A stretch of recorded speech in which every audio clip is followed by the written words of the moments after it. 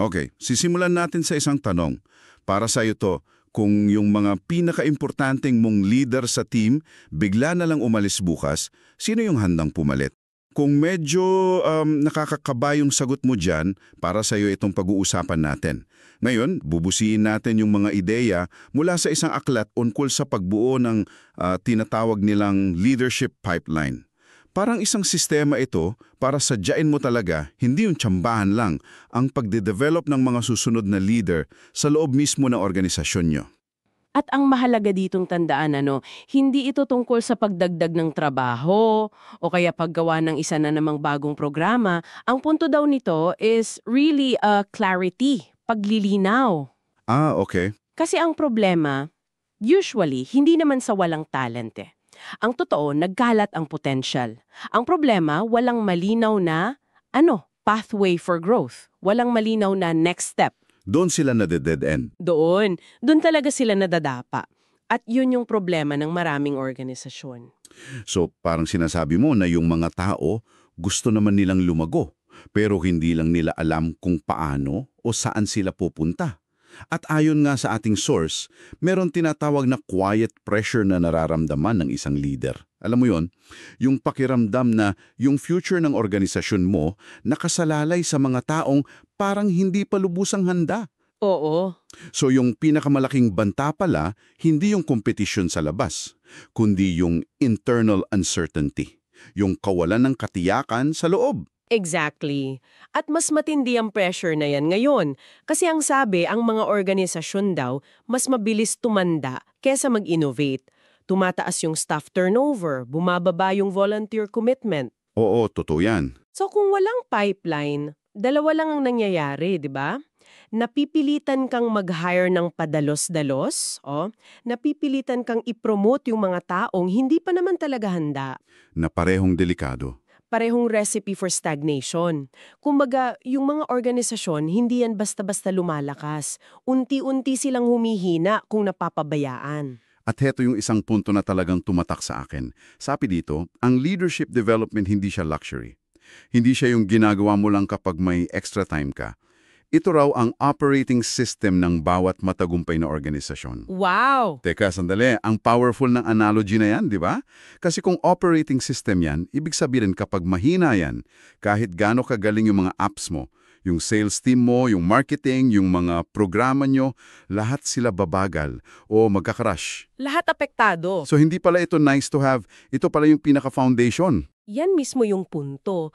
At direktang konektado yan sa tinatawag nilang crisis of burnout. Ang argumento ng aklat, yung burnout, hindi yan sintomas ng katamaran o kaya poor time management. Sintomas daw ito ng kakulangan sa multiplication. Pagpaparami ng leader? Pagpaparami ng leader. May classic example dyan sa Biblia, di ba?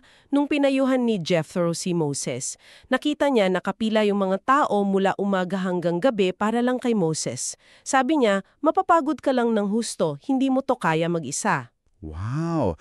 So, yung burnout pala, hindi lang siya problema ng time management. Leadership structure problem pala siya. Ang laki ng mindset shift na yon. Oo, malaki. Hindi pala sapat yung solution na work smarter, not harder lang. Ang totoong solution pala ay multiply yourself. I-empower mo yung iba. So yung pipeline, yun pala yung antidote sa burnout. At hindi ito tungkol sa pagtatrabaho ng mas magaan. Ito ay tungkol sa pagtatrabaho ng mas matalino sa pamamagitan ng pagpapalakas sa iba. Okay, himayin natin to. Ano ba talaga ang itsura ng isang epektibong pipeline? Kasi di ba pakaisipin ng iba, corporate strategy to.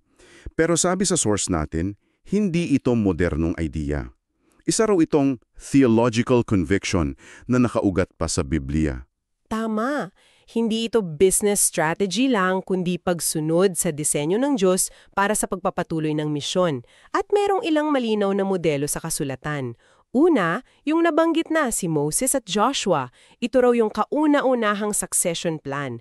At hindi ito biglaan. Strategic yung paghanda ni Moses kay Joshua for decades. Hindi yung parang, okay, ikaw na next, tapos bahala ka na. Mga tunay na misyon, mahabang proseso talaga ng pag-ubog. So mas malalim siya. It's about intentional discipleship. Naalala ko tuloy yung sinabi kanina na theological conviction ito. Dito sila nagko-connect. Eksakto. Pangalawang modelo, si Jesus at ang 12.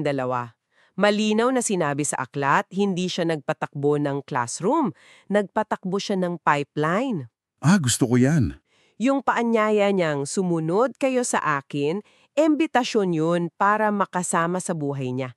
Hindi lang para sundin yung mga utos. Dahil sa proximity, sa mga usapan sa daan, sa pagkain ng sabay-sabay, sa pagmamasid sa ginagawa niya, doon talaga nahubog yung mga disipulo. Life-on-life apprenticeship. At yung pangatlo, na baka ito na yung pinakamalinaw na framework, yung kay Pablo at Timoteo.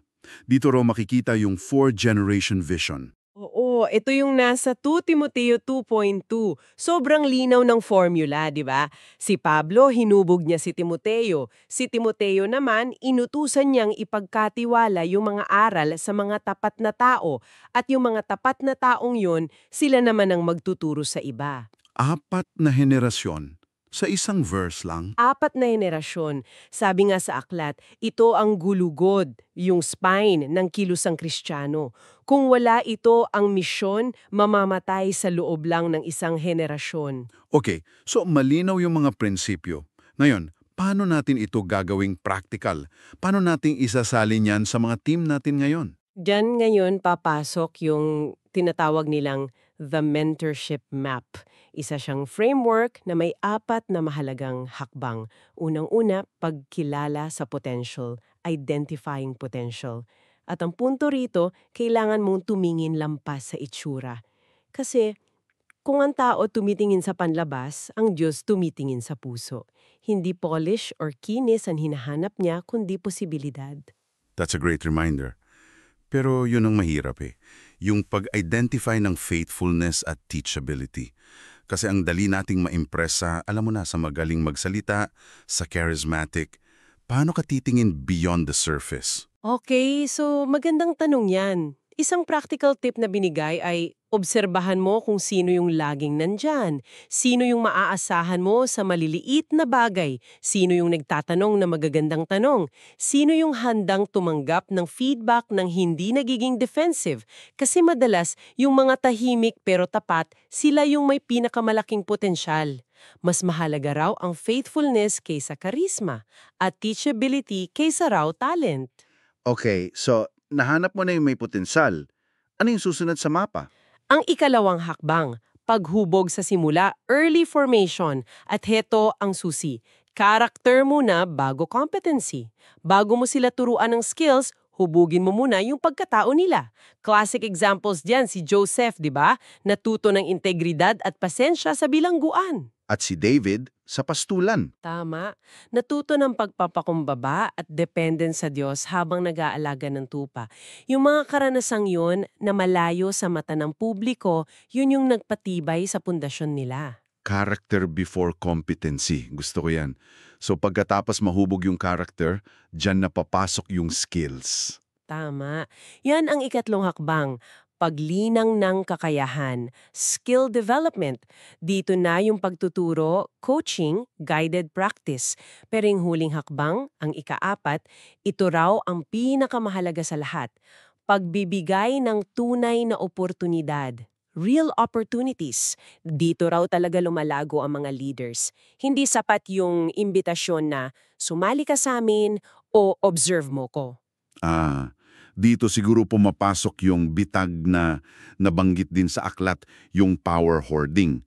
Kasi paano ka makakapagbigay ng tunay na oportunidad kung takot kang bitawan yung control, di ba? Parang yan ang number 1 blocker. Tumpak, dyan nagkakatalo. Kasi yung tunay na oportunidad, kailangan niya ng tunay na responsibilidad at tunay na authority. Kailangan ng imbitasyon na nagsasabing pamunuan mo ito. Kung ang leader ay power hoarder, takot siya mag-delegate, baka gusto niya sa kanya lahat ng credit. Pinapatay nito ang pipeline bago pa man magsimula. Alam mo, naranasan ko yan.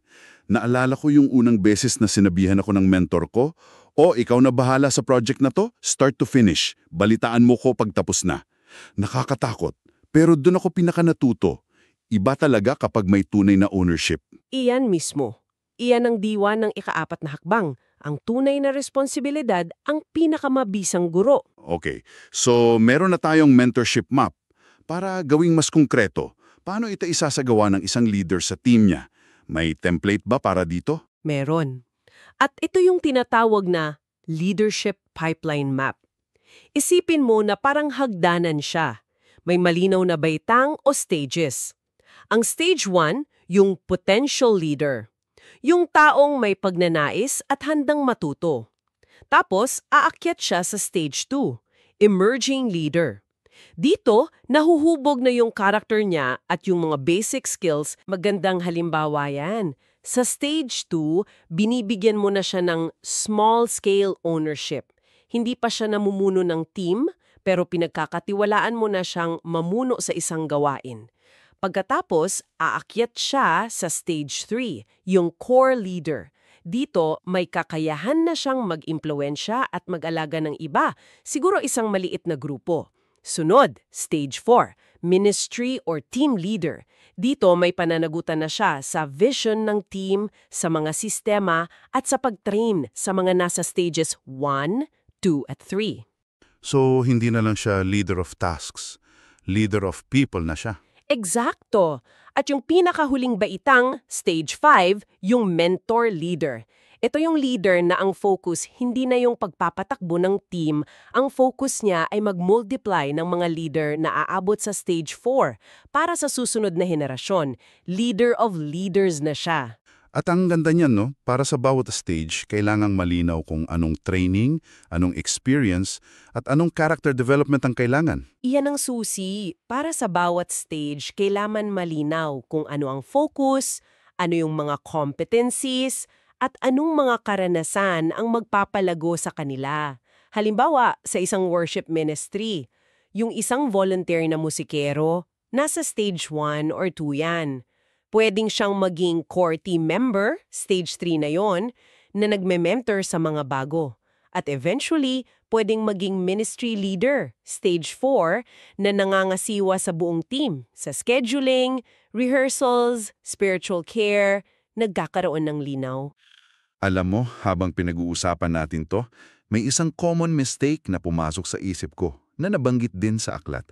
Yung pagkalito sa activity at impact. Napakadaling isipin na kapag busy ang isang team, productive na yon. Nako, napakakaraniwan yan. Maraming organisasyon. Ipinagmamalaki yung mga programa nila, yung mga events. Pero ang tanong, may mga leader bang nahuhubog sa gitna ng lahat ng yan? Kasi yung activity, hindi katumbas ng development. Pwedeng ang daming ginagawa, pero walang tunay na paglago sa kakayahan at karakter ng mga tao. Ang pipeline ng nagsisigurado na bawat activity may kasamang intention for leadership development. At para mangyari yan, kailangan nating balikan yung power hoarding.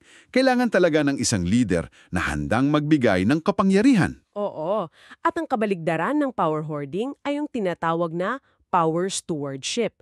Isipin mo yung kapangyarihan mo, parang isang kandila.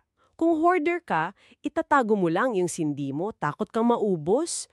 Pero kung steward ka, gagamitin mo yung apoy mo para sindihan ng kandila ng iba. Hindi naman nababawasan yung liwanag mo, di ba? Actually, lalo pang nagliliwanag ang buong kwarto. Ganda ng analogy na yan. Yan ang power stewardship.